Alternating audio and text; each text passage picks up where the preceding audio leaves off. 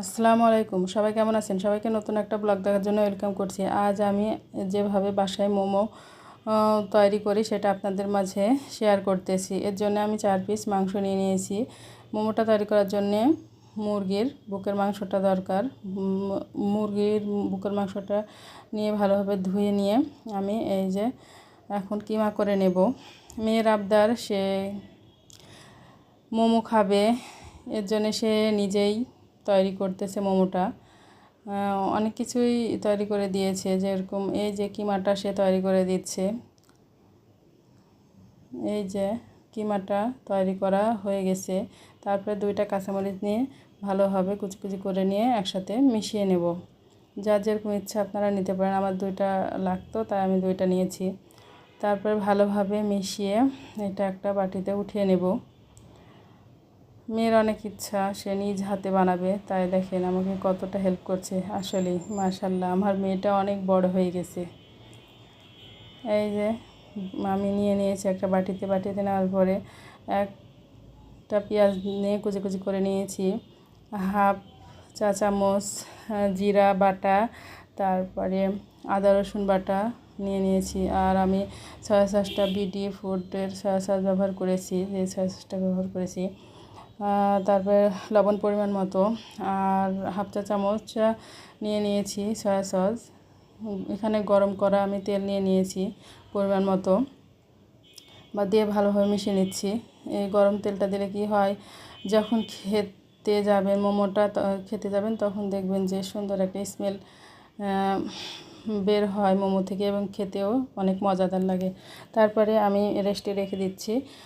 আমি এবার ডোটা রেডি করে নেব মোমোর।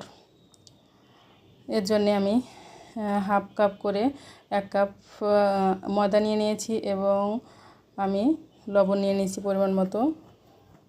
নিয়ে ভালোভাবে মিশিয়ে নিয়ে নর্মাল টেম্পারেচারে থাকা পানি সেটা দিয়ে ডোটা তৈরি করে নিয়েছি। ডো কিন্তু তৈরি করতে আমার মেয়ে অনেক হেল্প করেছে, সে কিন্তু তৈরি করেছে। তারপরে ভিজা রুমাল দিয়ে আমি সেটা ঢেকে রাখছিলাম 10 মিনিট পরে। এই যে আপনাদের মাঝে শেয়ার করতেছি আবার। এই যে আমি একটা রুটি বেলে নিয়েছি, তারপরে এভাবে আমি গ্লাস দিয়ে, স্টিলের গ্লাস দিয়ে কেটে কেটে নিচ্ছি। আমার মোমোটা আসলে মিডিয়াম সাইজের হবে, অতিরিক্ত বড় হবে না। এই যে আপনাদের দেখাচ্ছি, এরকম পাতলা করে কেটে নিয়েছি, এবং রুটিটা এভাবে বেলে নিয়েছি পাতলা করে। তারপরে আমি পুরটা দিয়ে দেব, দিয়ে আপনাদের দেখিয়ে দিচ্ছি। এই যে ডোটা দিয়ে ভিতরের পুরটা দিয়ে এভাবে মাঝে একটা টিপ দিয়ে, তারপরে এই যে 3টা কুচিয়ে দিয়ে নিচ্ছি।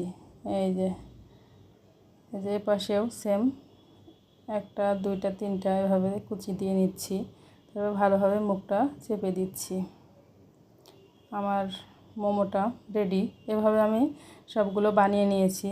আরেকটা আপনাদের মাঝে শেয়ার করতেছি, যাতে আপনার ভালো বুঝতে সুবিধা হয় আপনাদের। এই যে মধ্যখান দিয়ে চিপে নিয়েছি, তারপরে দেখেন কুচিগুলো দিয়ে নিচ্ছি। এটা একটু বড় সাইজে নিয়েছিলাম যাতে আপনাদের দেখাতে সুবিধা হয়।